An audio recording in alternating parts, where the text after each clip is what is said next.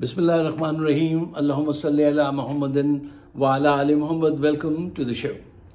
साहिबों, पाकिस्तान एक बहुत बड़े ब्लड बैथ की तरफ जाता हुआ नज़र आ रहा है। अब इस मौके पर आप बहुत सारी रेडिकल चेंजेस देखेंगे, क्योंकि उसके बगैर काम नहीं होगा, आगे बात नहीं बढ़ेगी। क्यों? रोज़ हालात बेहतर होने के बजाय ख़राब होते जा रहे हैं। इसकी गवाही आप भी देंगे। डॉक्टर किंग ने एक बहुत अच्छी बात कही थी। उन्होंने कहा था कि जब आप सॉफ्ट रेवोल्यूशन का रास्ता रोकते हैं तो आप ब्लडी रेवोल्यूशन की गारंटी देते हैं। फिर वही आता है, इलेक्शन में धांधली करा के आपने खून खराबे का रास्ता दिखाया है जिन्होंने ये धांधली करवाई है। चंद अहम पॉइंट्स हैं, मैं चाहता हूँ वो ज़रा आप जहन में सजा लीजिए ताकि हम कम वक्त में ज़्यादा कम्युनिकेशन कर सकें। पॉइंट नंबर 1, हमारी इस्टेब्लिशमेंट, ब्यूरोक्रेसी, अदलिया, तमाम माफियाज साल में $22 बिलियन की अय्याशी करते हैं। ये करप्शन को ख़त्म नहीं होने देंगे, ये अपनी जगह नहीं छोड़ेंगे, ये इस चेंज को पसंद नहीं करते। पॉइंट नंबर 2, कब्र, आखिरत, इंसाफ, इनके नज़दीक इसकी कोई अहमियत नहीं है। पॉइंट नंबर 3, मुल्क से गद्दारी, बिक जाना इनके लिए बहुत आसान काम है, कोई मसला नहीं है,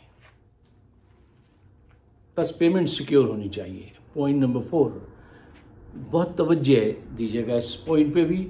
इमरान के गिर्द कुछ ऐसे लोग हैं जो गद्दार हैं, उनको पहचानना बड़ा मुश्किल काम है, लेकिन हमारी आपकी सबकी ड्यूटी है कि इस पे नज़र रखें और इसकी वजह से बहुत बड़ा नुकसान हो सकता है। पॉइंट नंबर 5, एस्टेब्लिशमेंट ये बात नहीं समझ पा रही कि अवाम ने नून लीग से तो इंतकाम ले लिया, उनको इलेक्शन में इतनी बड़ी शिकस्त दी है कि सच्चाई से अगर देखें तो उन्होंने 15-17 सीटें ही जीती हैं, उससे ज़्यादा नहीं। उनको आवाम ने ग्राउंड से उठा के बाहर फेंक दिया है।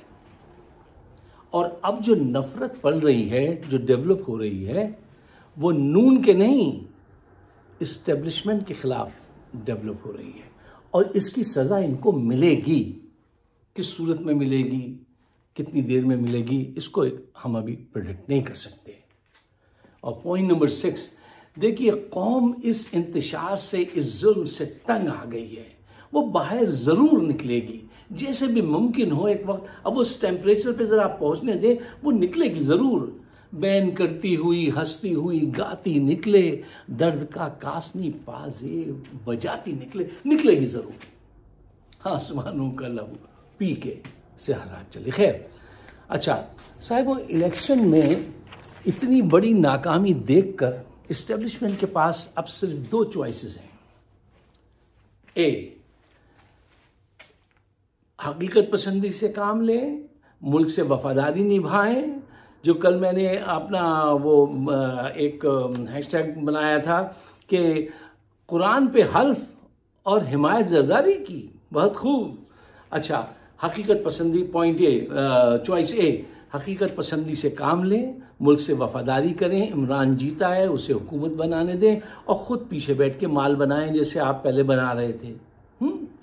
Point B, point choice B, Imran को जड़ से उखाड़ के फेंकने के लिए आपके पास अब कोई सूरत नहीं है मां सिवाय एक के कि आप उसे कत्ल करा दें।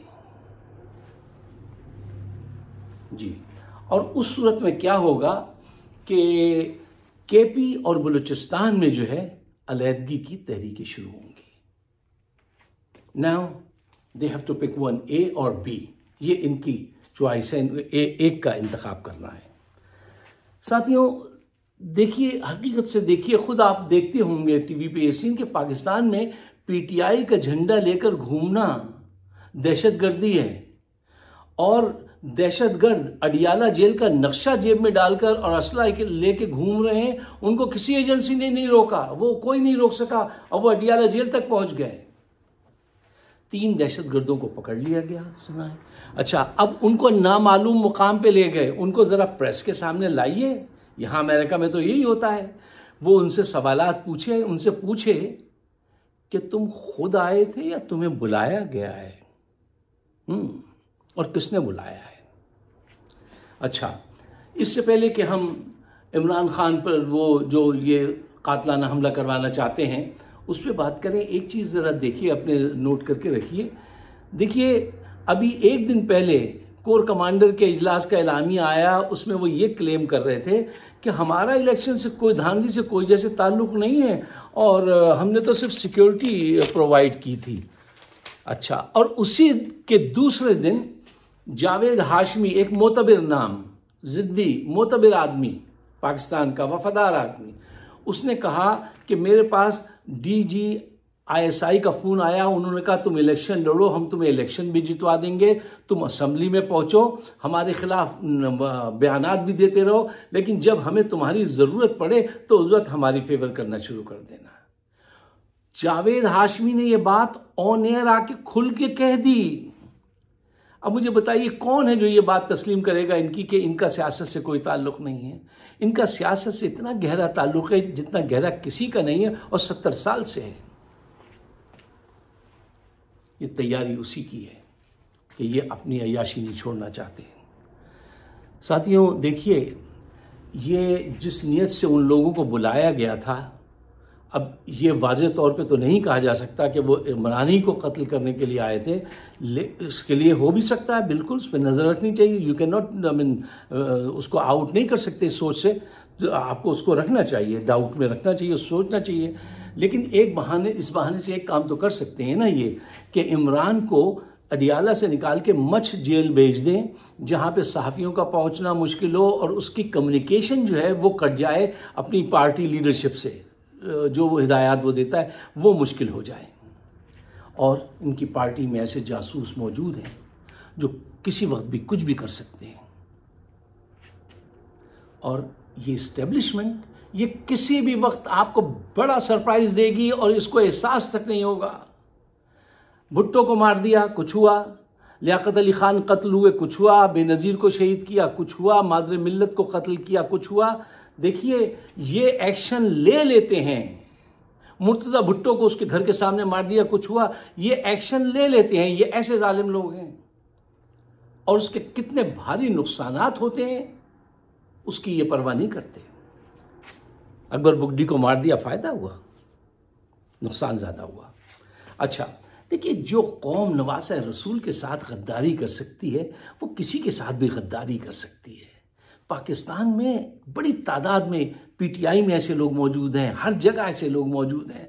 आपको एक आखिरी किस्सा सुना के इजाज़त चाहता हूँ कि टीपू सुल्तान की लाश रखी हुई थी, उसको जब मारा उन्होंने तो एक मुसलमान गद्दार वहाँ खड़ा हुआ था और बड़ा अफसोस में खड़ा हुआ था। तो एक अंग्रेज़ आया, उसने आके कहा, ओ हमने इसको मार दिया। तो वो बोला, वो मुसलमान गद्दार जो खड़ा मगमूम खड़ा था, कहने लगा, इसे तुमने नहीं हमने मारा है। तो वो बोला, तुम परेशान नहीं हो, तुम वापस आके अपना इनाम लो। तो ये कौम जो नवासा रसूल से गद्दारी कर सकती है, जो टीपू सुल्तान से गद्दारी कर सकती है, ये इमरान खान से भी गद्दारी कर सकती है। क्या तुम इमरान खान से गद्दारी करोगे? क्या तुम इसकी इजाज़त दोगे? अगर तुमने ऐसा किया तो तुम्हारा नाम भी ना होगा दास्तानों में। पाकिस्तान माशी लिहाज से जहाँ पे खड़ा है, लोगों का जो नज़रिया पाकिस्तान से जैसे ईमान डोल रहा है, और अगर कोई ऐसा एक्शन लिया, पाकिस्तान की बचाव की सिर्फ एक शक्ल है, सिर्फ एक शक्ल है, सच्चाई को मान लो, जो जीता है उसको आने दो, उसके साथ मिलके काम करो, और सारे रास्ते तुम्हारे जो है ना वो गलत डायरेक्शन के हैं, तुम्हें कहीं नहीं पहुंचाएंगे। मुझे बताइए, अगर आपको नॉर्थ की तरफ जाना हो और आप अपनी गाड़ी लेके साउथ की तरफ चले जाएं, आप हर लम्हा मोशन में तो हैं, लेकिन हर लम्हा आप अपनी मंजिल से दूर हो रहे हैं। नॉर्थ जाना था, आप साउथ चले गए हैं। अगर आप मेरे ख्यालात से इत्तफाक करते हैं तो पाकिस्तान को बचाने के लिए, पाकिस्तान की बेहतरी के लिए, उसके बेहतर मुस्तकबिल के लिए इसको शेयर ज़रूर कीजिएगा और मुझे अपने ख्यालात से ज़रूर नवाजिएगा, क्योंकि आपके ख्यालात जानकर ज़रा हौसला बढ़ता है। आप सबका बहुत बहुत शुक्रिया।